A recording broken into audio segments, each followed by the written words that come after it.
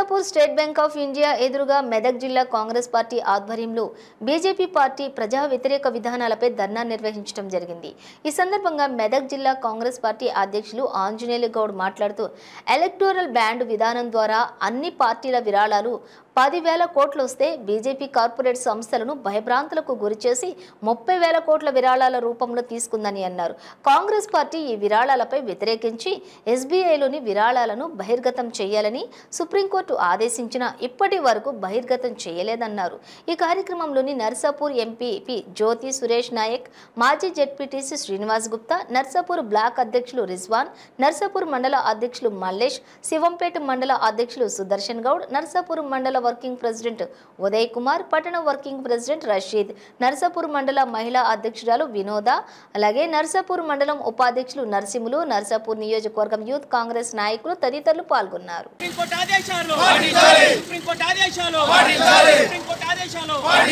BJP down down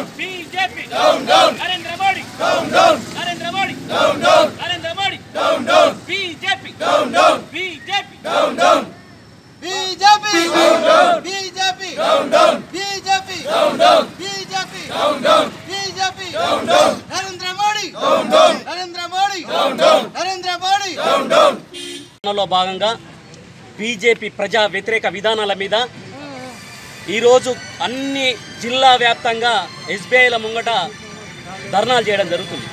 electoral bond విధానం అన్ని పార్టీల విరాళాలేమో 10,000 కోట్లు వస్తే బీజేపీ కార్పొరేట్ రంగాల నుంచి వారు భయపెట్టించి 30,000 కోట్ల రూపాయలు చందా రూపంలో తీసుకొని కాంగ్రెస్ పార్టీ దాన్ని వ్యతిరేకించి ఎస్బీఐలో ఏదైతే వాళ్ళు ఎలక్ట్రల్ చందాలు తీసుకున్నారో ఆ చందాలను బహిర్గతం చేయమని సుప్రీంకోర్టు ఆదేశించినా కూడా మార్చి 6-7 తారీఖు వరకు ఇప్పటి వరకు కూడా ఎలాంటి వాళ్ళు చెప్పకపోవడం చాలా దురదృష్టకరం।